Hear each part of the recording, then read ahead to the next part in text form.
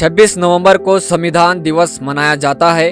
तहरीक आज़ादी के रहनुमाओं का मानना था कि आज़ाद भारत का हुकूमती कामकाज अंग्रेज़ों के तैयार करदा दस्तूर के मुताबिक नहीं बल्कि भारत के तैयार करदा दस्तूर के मुताबिक चलना चाहिए।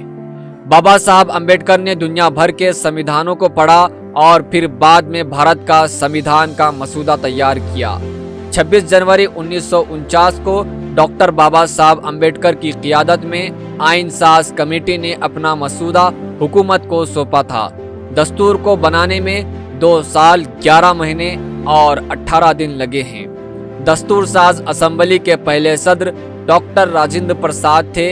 दस्तूर साज मजलिस में पंडित जवाहरलाल नेहरू, मौलाना अबुल कलाम आज़ाद, सरदार वल्लभ भाई पटेल और सरोजिनी नायडू और राजकुमारी अमृत कौर जैसी हस्तियां शामिल थी। डॉक्टर बाबा साहब अम्बेडकर को दस्तूर की ड्राफ्टिंग कमेटी का चेयरमैन बनाया गया था। दस्तूर की किताब जिसे लिखने में टाइपिंग का नहीं बल्कि कलम का इस्तेमाल किया गया है। तकरीबन इसको लिखने में 6 महीने लगे हैं और ये किताब आज भी पार्लियामेंट की लाइब्रेरी में मौजूद है। भारत के संविधान को पूरी दुनिया में सराहा जाता है।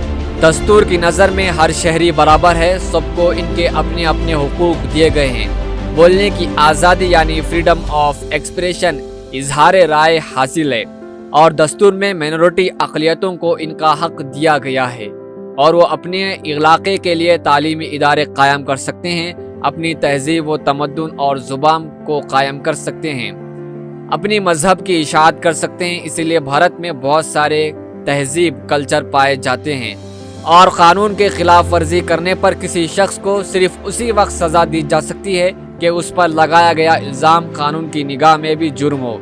इसीलिए किसी के ऊपर मुकदमा और सफाई चलाए बगैर सज़ा नहीं दी जा सकती। अगर आपके साथ निचली सतह की कोर्ट में नाइंसाफ़ी हुई तो आप ऊपरी सतह की कोर्ट में पहुंचकर इंसाफ की मांग कर सकते हैं और बहुत सारे हुकूक भारत के दस्तूर ने एक आम शहरी को दिया है।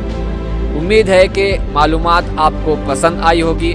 ऐसे ही मालूमात के लिए आप जुड़े रहे मिल्ली डाइजेस्ट के साथ। मिल्ली डाइजेस्ट चैनल पर क्लिक करके सब्सक्राइब करें। हमारी हर वीडियो आप तक पहुंचने के लिए बगल के बेल आइकन को ज़रूर दबाएं और दूसरों को शेयर करना ना भूलें।